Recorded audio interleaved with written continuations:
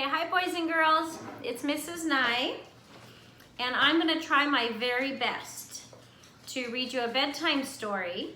And this one that I'm gonna read to you today, let me see, I don't want there to be a glare, is called A Porcupine Named Fluffy. And I might stop a few times to ask you questions, and maybe if your family's nearby, you can give them an answer, okay? So the author is Helen Lester. So tell your family, what does an author do? Writes the words. Good job. Illustrated by Lynn Munsinger. And what does an illustrator do?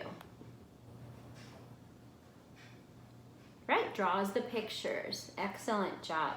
All right, this is for the Cubs. You ready? I won't do this every time, but this is the front of the book. This is the back of the book. This is the spine of the book. And this is the title of the book, A Porcupine Named Fluffy. So let's read.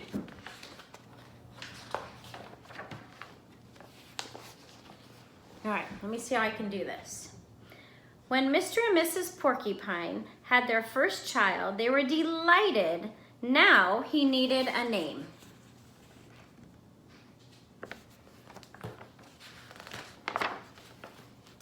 Should they call him Spike?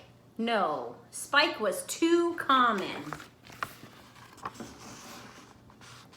Should they call him Lance? No, Lance sounded too fierce. Should they call him Needle Rooser? No, Needle Rooser was too long. Prickles, Pokey, Quillian. Then together they had an idea. Let's call him Fluffy. It's such a pretty name, Fluffy. Look at his cute little face. Now you can tell your family why you think Fluffy is such a silly name for a porcupine.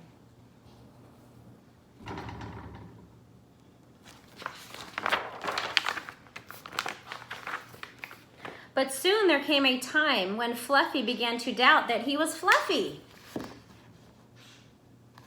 He first became suspicious when he backed into a door and stuck fast. There was not a fluffy thing to do. That was not a fluffy thing to do. He was even more convinced when he accidentally slept on his back and poked holes in the mattress. A very unfluffy thing to do. When he tried to carry an umbrella, he knew the truth without a doubt. Fluffy definitely wasn't.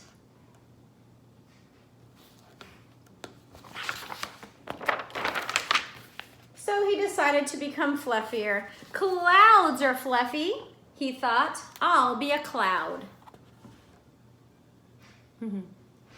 But he couldn't stay up. Bonk.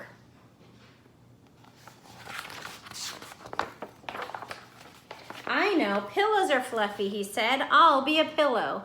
But when his mother sat on him, she was not pleased. I wonder what she said when she sat on him. Ouch. That's what I think I would say. He tried soaking in a bubble bath for 45 minutes, but he did not become fluffy. He became soggy.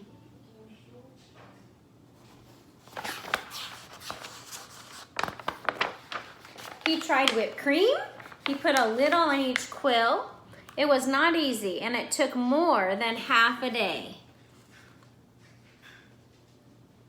But this did not make Fluffy fluffy.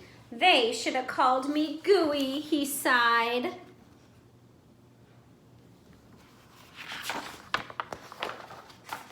He ate a lot of fluffy marshmallows. He rolled in shaving cream and feathers. He even tried to become a bunny. But the truth remained, Fluffy wasn't. All right, talk to your family about how Fluffy is feeling right now. And explain why you think he's feeling that way.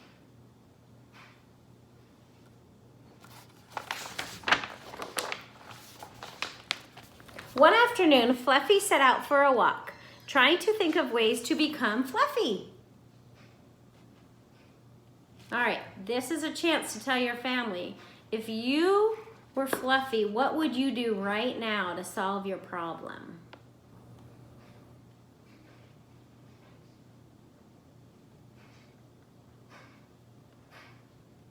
Okay, I'll keep reading. Before long, he met a very large rhinoceros. Grr, said the rhinoceros, I'm going to give you a rough time. Fluffy didn't know what a rough time was. But he didn't like the sound of it at all. What is your name, small prickly thing? Asked the rhinoceros unkindly. Fluffy, said Fluffy.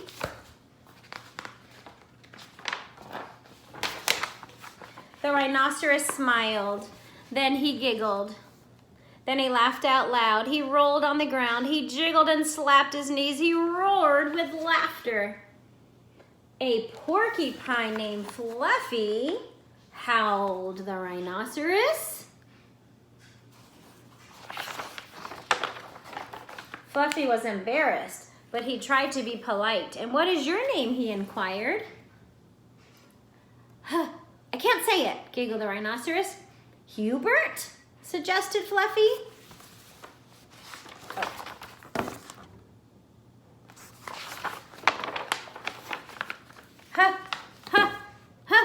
Oh, help, I just can't say it. I'm laughing so hard, said the rhinoceros.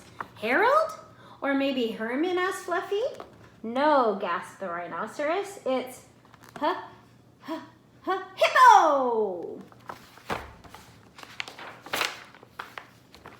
Hippo, a rhinoceros named Hippo? Fluffy smiled, he giggled, then he laughed out loud. He jiggled and slapped his knees. He howled with laughter.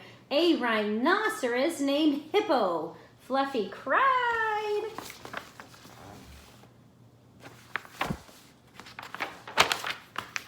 A porcupine named Fluffy. A rhinoceros named Hippo. It was almost more than they could bear. Hippo and Fluffy rolled on the ground, giggling and laughing until tears came out of their eyes. At last they lay exhausted on the ground. From that time on, they were the best of friends. And Fluffy didn't mind being Fluffy anymore, even though he wasn't. Yay. So, I hope you enjoyed the story today. This was one of Connor and Camille's favorites when they were little. And I even read it to Connor last night just for some good memories. And I want you to talk to your family right now about who the characters were, the main characters in the story. And then talk about what happened in the beginning, the middle, and the end. And lastly, what was the problem and how was it solved? Okay? So, I will try to do this every day and work out the kinks of reading to all of you on my phone. But it was a lot of fun, and I love you all very much, and I hope you sleep well tonight, and I will be back tomorrow. Okay, bye.